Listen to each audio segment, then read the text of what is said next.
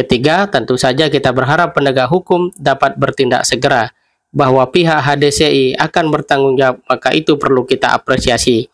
Sebab kalau terus-menerus pola ini berulang, bisa-bisa orang lebih mendahulukan, dalam tanda kutip, lapor melalui media sosial daripada kepada polisi.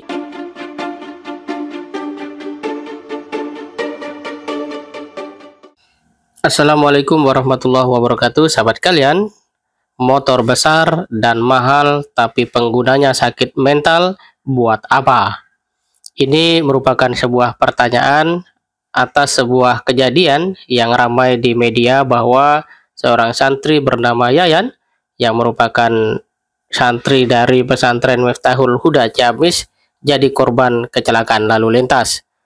Penabrak dikabarkan seorang pengguna Harley Davidson alias Moge, dan usai kejadian pengguna Moge itu melarikan diri alias kabur. Ada yang mengatakan tidak ditabrak tetapi diserempet.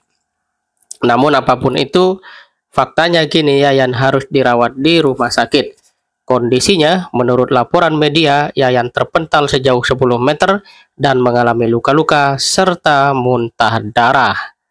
Kapolres Ciamis AKBP Tony Prasetyo Yudanggoro menyatakan bahwa pihaknya sampai Sabtu malam belum mengetahui identitas pengendara Moge yang terlibat dalam tabrakan tersebut.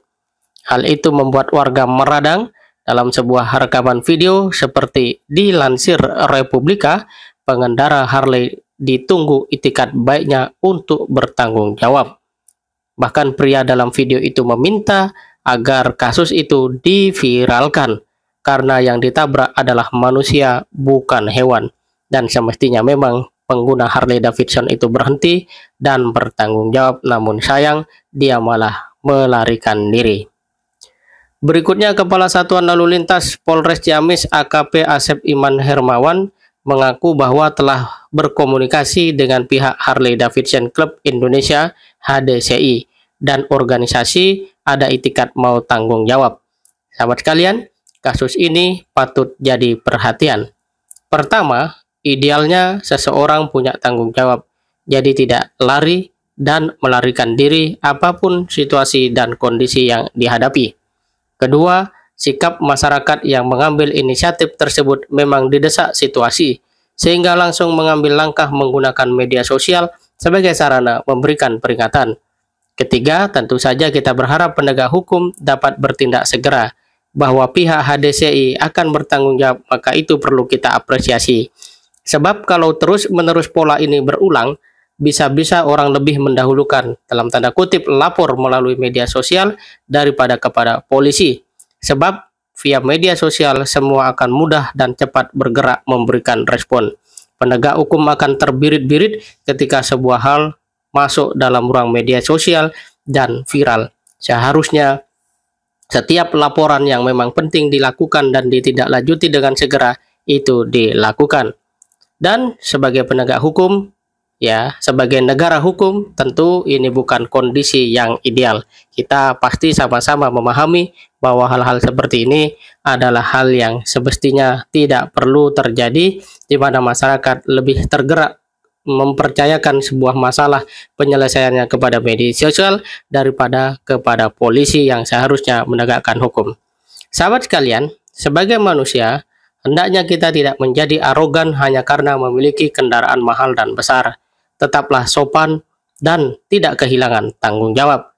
Sebuah ungkapan mengatakan bahwa hidup bukanlah sebuah eksperimen, tetapi sebuah tanggung jawab. Oleh karena itu, semoga segera ada yang bertanggung jawab, sebab pada dasarnya tanggung jawab tidak perlu diminta dan tidak akan rugi orang yang bertanggung jawab. Terlebih orang Indonesia itu senang dengan nuansa kekeluargaan, tetapi itu harus diperkuat dengan tanggung jawab satu sama lain. Silakan menjadi orang kaya, tapi jangan arogan. Silakan punya, tetapi jangan meremehkan siapapun.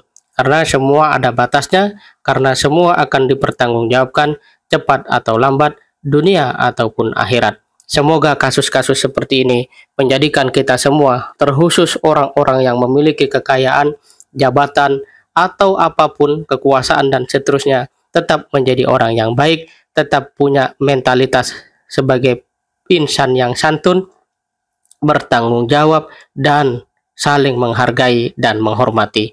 Demikianlah nilai-nilai yang ada di dalam agama kita maupun di dalam Pancasila itu sendiri. Dan apakah ini bisa diubah oleh sebuah keadaan, oleh seorang pemimpin? Inilah yang akan menjadi tanda tanya kita semua, dan prinsipnya kita sebagai individu dan sebagai rakyat harus memulainya dalam perilaku yang sehari-hari dapat kita lakukan.